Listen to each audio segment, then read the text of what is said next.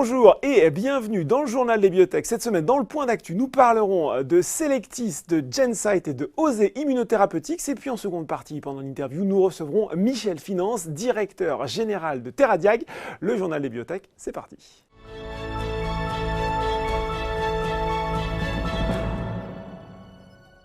Et on retrouve fidèle au poste Pierre-Louis Germain, rédacteur en chef de Biotech Finance. Bonjour Pierre-Louis. Bonjour Laurent. Et on commence ce point d'actu par Selectis avec une nouvelle dont on peut se demander comment on doit la lire. Ils ont vendu, en tout cas Pfizer, avec qui il y avait un accord de licence, a vendu l'accord de licence, donc il le liait à Selectis, la biotech française, à une société nouvellement créée.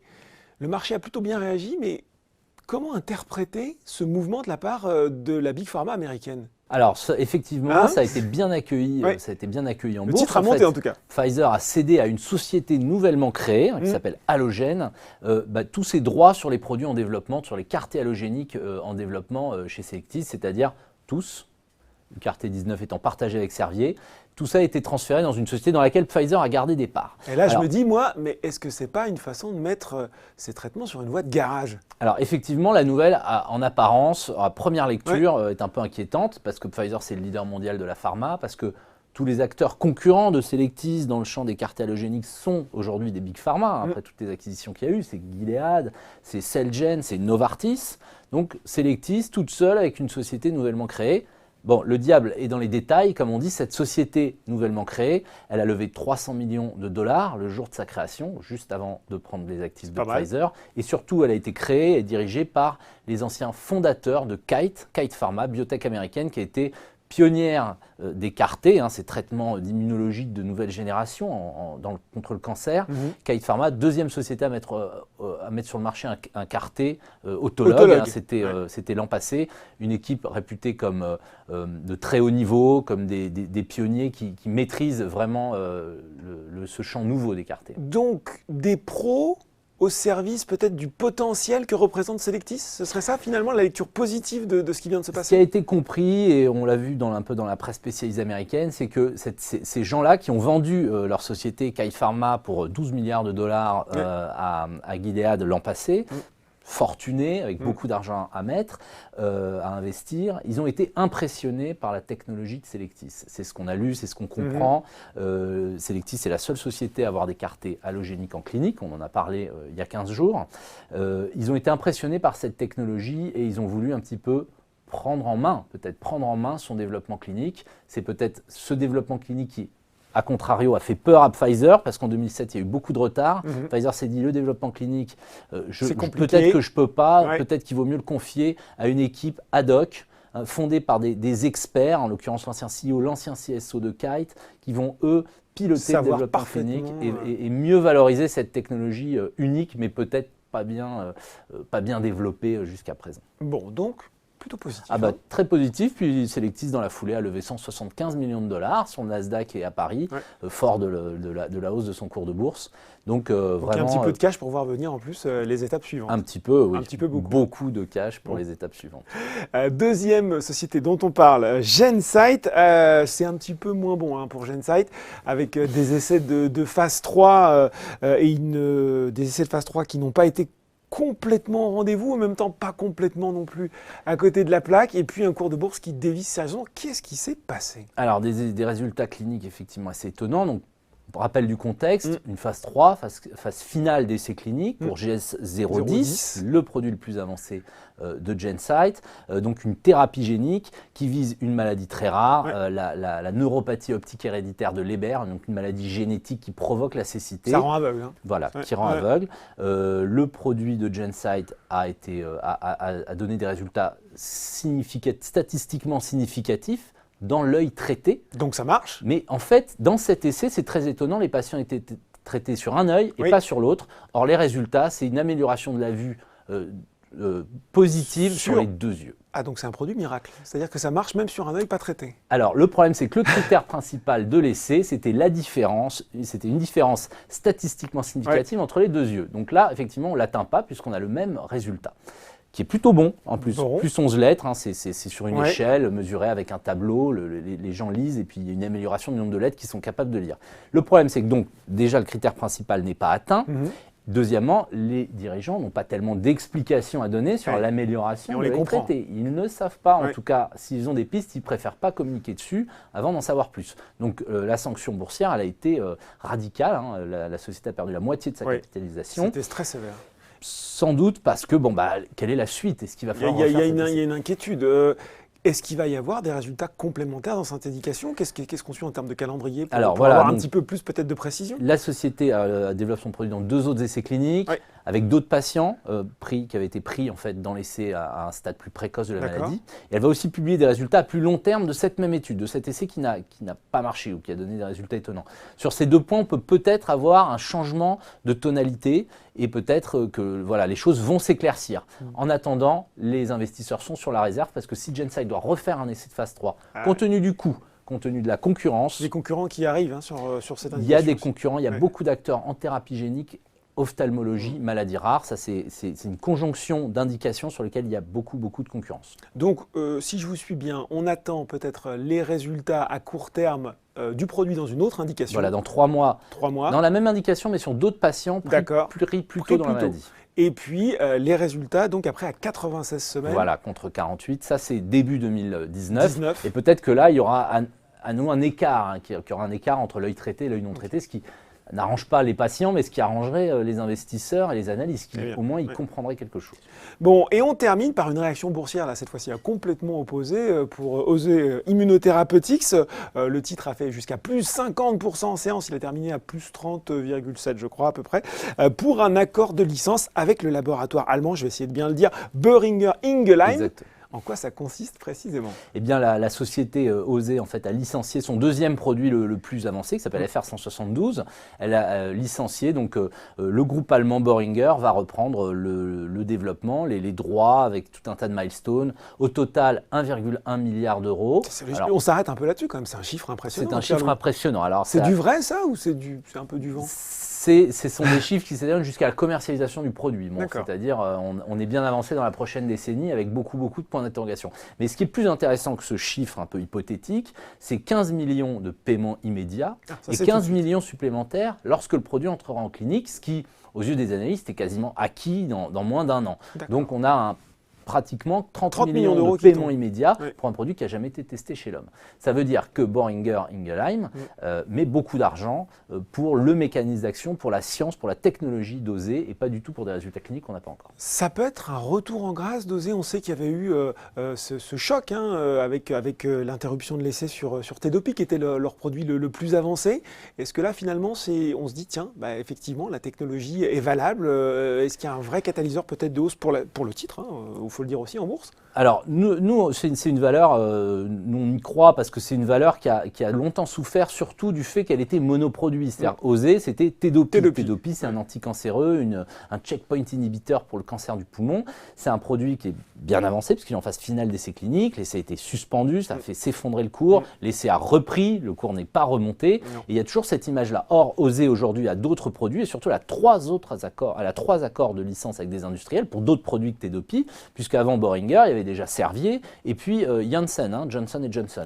Donc il y a quand même un profil qui change. On voit que c'est une technologie qui intéresse. Ces produits sont beaucoup moins avancés, mais enfin, ils sont déjà générateurs d'accords de licence et des industriels qui mettent de l'argent pour les développer. Donc ça change le profil. Évidemment, le succès ou non de Tedopi sera décisif pour l'avenir boursier de la société, mais néanmoins, ça n'est plus une société monoproduit avec un risque binaire, c'est pile ou c'est face. On termine peut-être là-dessus. Rapidement, Tedopi, prochains résultats, ils sont attendus quand à peu près? Les prochains résultats, alors l'essai clinique a pris beaucoup de retard, donc il faudra attendre la fin de l'année prochaine pour avoir des choses sur Tedopi 2019. Fin 2019, ok. Merci Pierre-Louis. Tout de suite, dans le journal Biotech, c'est l'interview.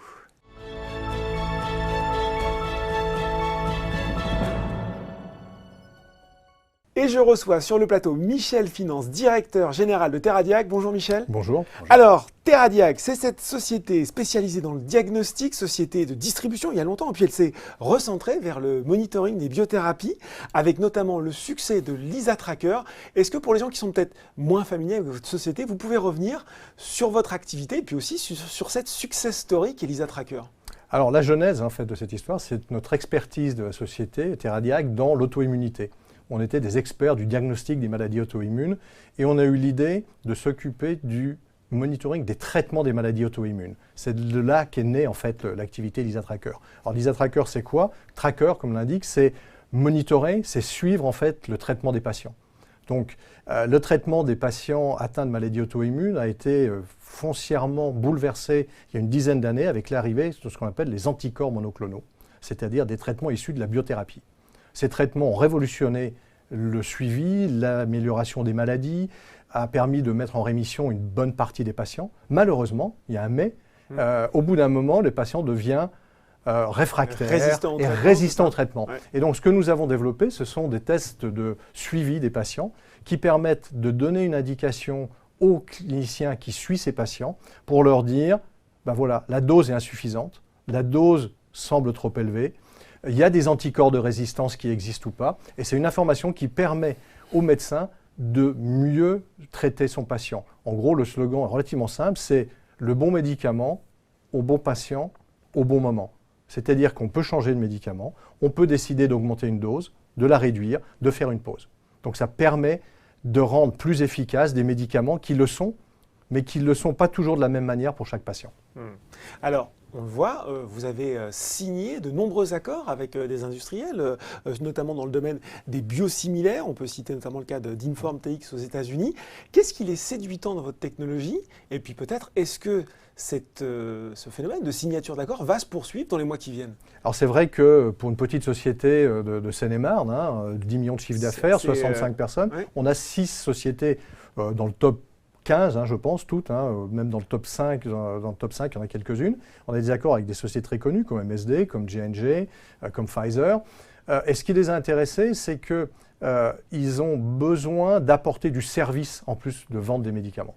C'est-à-dire que vendre des médicaments à un certain prix, surtout pour des médicaments très chers, puisque les médicaments que nous monitorons sont des médicaments qui coûtent au minimum 15 000 € par an pour un traitement classique, jusqu'à 40 000 ou 50 000 pour certains, quand on est obligé de monter les doses. Et le fait que progressivement, les biosimilaires sont arrivés, c'est-à-dire les concurrents, qui sont différents de génériques, avec une baisse de prix, mais peu importante par rapport à ce qu'on connaît les génériques, et un besoin d'apporter quelque chose en plus du prix. Donc on a d'abord signé avec des sociétés qui apportaient des biosimilaires. Donc c'est le cas d'Hospira racheté par Pfizer, c'est le cas de Biogarant, c'est le cas également de MSD. Alors justement, c'est intéressant, c'est que dans le cas de MSD et Janssen, on est sur les produits Princeps. Donc on est rentré par les biosimilaires qui ont voulu se différencier en disant il y a un intérêt pour monitorer, et nous on va apporter quelque chose de plus que le produit Princeps que l'on a entre guillemets copié. Et au fur et à mesure qu'on se développait avec les sociétés comme Biogen également, qui commercialisent et avec qui on travaille les biosimilaires de Samsung, ils ont montré la voie, et les sociétés qui vendent le produit Princeps, J&J par exemple aux US et MSD en Europe et en France, nous ont fait confiance et maintenant nous achètent le monitoring. Et en fait, le modèle est relativement simple, c'est qu'au lieu de vendre nos kits à des laboratoires de biologie médicale, que ce soit les hôpitaux, que ce soit les cliniques privées ou parfois les patients, on vend notre kit à la pharma qui le donne en plus en service à ses cliniciens, à ses patients. Alors justement, vous n'avez pas répondu, est-ce qu'il va y avoir d'autres accords dans les mois à venir? Alors vous avez vu que ces 6 derniers mois, on a signé 3 accords supplémentaires. Dans l'ordre Biogen, dans l'ordre chronologique, Biogen, MSD et Biogarant il y a quelques semaines. Et nous avons en cours de négociation un certain nombre d'accords. Nous avons en permanence, j'ai toujours dit en permanence, 2, 3 ou 4 accords en cours de discussion. Alors, on ne signe jamais tous les accords que nous négocions, mais généralement le taux de réussite pour nous est quand même assez important. Donc on sait qu'on va avoir d'autres accords qui vont arriver, probablement en Europe ou aux États-Unis. Puisqu'aux États-Unis, actuellement, avec notre partenaire Inform DX, qui est un partenaire de diagnostic, nous avons un partenaire pharma pour le moment qui est Janssen & Janssen. Bon. Alors moi je voudrais revenir sur les résultats annuels que vous avez publiés ce mardi. Vous y annoncez notamment la fin du partenariat avec la société chinoise Hub Biotech. Alors c'était une rupture un petit peu pressentie, là elle est confirmée. Alors que s'est-il passé? C'était pas le bon partenaire, c'était pas la bonne technologie? Alors nous avions, le partenaire et nous, un vrai intérêt business. Il y avait une convergence géographique entre la Chine d'un côté, l'Asie et nous l'Europe. Il y avait une complémentarité de produits parce qu'on était tous les deux dans le même domaine de l'auto-immunité. On avait les produits trackers qu'eux n'avaient pas et on pouvait mettre ça sur leur plateforme. Donc dans l'idéal, le partenariat, c'était parfait. Oui. Alors, on s'est bien entendu pendant 2 ans. Et puis petit à petit, l'ambiance et l'accord s'est dégradé. Pourquoi? Parce que nous devions lancer les produits était prévu au premier trimestre de 2017. Nous sommes à la au début du deuxième trimestre 2018. Les produits n'ont toujours pas été lancés en Europe. Si nous les avions eus au bon niveau voulu pour le marché européen, nous les aurions déjà lancés.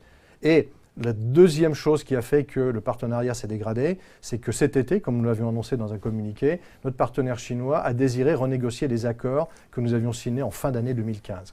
Donc, quand vous avez d'un côté un produit qui n'est pas prêt au lancement, qui ne répond pas exactement à ce dont vous avez besoin pour être au niveau en Europe, et qu'en même temps, votre partenaire veut renégocier à son avantage, sinon il ne viendrait pas renégocier en notre avantage, il y a trop de choses qui ne collaient pas. Donc il arrive un moment où il faut savoir arrêter un accord. Alors l'abandon de son partenariat s'ajoute aussi à l'abandon de la plateforme Prestisia que vous aviez annoncé il y a quelques mois, le tout pour du coup une perte exceptionnelle de 3,7 millions d'euros sur l'exercice. Peut-être juste un mot sur Prestisia, c'était annoncé depuis plusieurs mois, mais d'où viendront demain pour TerraDiag les futurs développements dans le diagnostic in vitro classique, puisque c'est une plateforme de découverte dans ce domaine-là. Voilà, où allez-vous sourcer votre innovation en fait? Alors, le développement de Prestisia, c'était une diversification. C'était effectivement de l'IVD, mais de l'IVD en biologie moléculaire.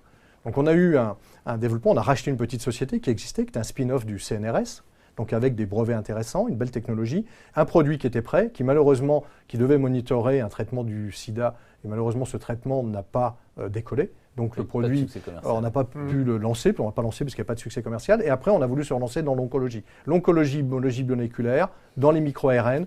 Je suis persuadé qu'un jour, il y aura des choses superbes. C'est hors de portée d'une société comme TerraDiag.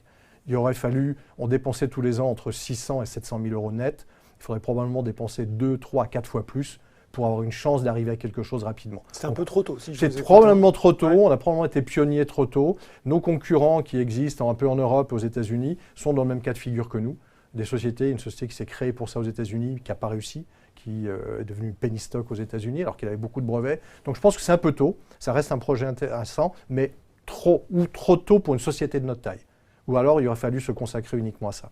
Donc la croissance en IVD, elle se fera actuellement sur nos produits actuels, puisqu'une grosse partie vient de nos produits de diagnostic des maladies auto-immunes, mais ça viendra pour une grosse, importante croissance par un accord de partenariat. Donc c'était l'accord avec Hob qui nous permettait de récupérer une nouvelle technologie pour renforcer nos ventes en Europe. On espère bien en trouver un autre. Un nouveau partenaire. Qui sait? Nous avons maintenant les mains libres pour le faire et c'est effectivement une voie que nous allons poursuivre. Mais ce qui est important, c'est de voir que avec les décisions que nous avons prises, c'est-à-dire la fermeture de la plateforme Prestisia, micro-ARN, avec l'abandon des accords Hob, nous avons une liberté maintenant pour rechercher éventuellement un nouveau partenaire, que ce soit en IVD ou pour Tracker, mais nous avons gardé la capacité de croissance de Tracker. Parce que nous avons fait en même temps une toute petite restructuration, quelques personnes, principalement au niveau de la direction, et nous avons baissé de manière très importante notre point d'équilibre. Et nous avons gardé l'ensemble des équipes nécessaires, nous n'avons pas touché ni au marketing, ni au commercial, ni à la R&D. Ce qui fait que nous gardons toutes les capacités de développement, notamment de la gamme Tracker. Alors justement, puisqu'on parle de point d'équilibre, vous aviez un peu plus de 5 millions d'euros en trésorerie à la fin de l'année 2017. Ouais. Est-ce que vous pouvez nous en dire un petit peu plus sur le retour à ce point d'équilibre? Il se fait à quel niveau? Au niveau de l'EBITDA, du résultat net, et puis un petit peu plus d'éléments sur le calendrier. La promesse que nous avions fait lors de l'IPO, il y a 5 ans maintenant, c'était qu'au bout de 5 ans, nous reviendrons à l'équilibre. Donc la 5e année, c'est 2018. Donc nous espérons bien être en ligne avec notre promesse. Le niveau d'équilibre, avant les modifications de structure de la société que j'ai mentionnées plus tôt, se situait plutôt autour de 11 à 12 millions d'euros de chiffre d'affaires.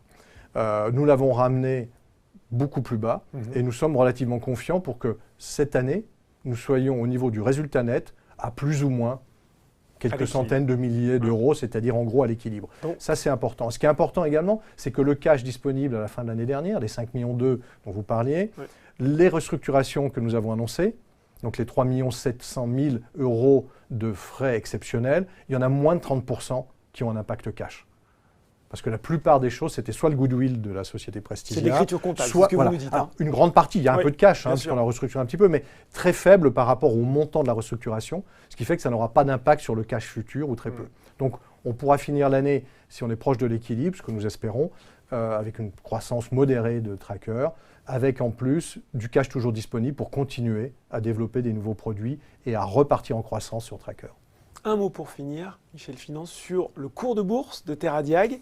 Je sais que les patrons n'aiment pas forcément commenter leur cours de bourse, ce n'est pas ce que je vais vous demander, mais peut-être vous dire aujourd'hui le profil de Teradiag est peut-être plus celui d'une société commerciale.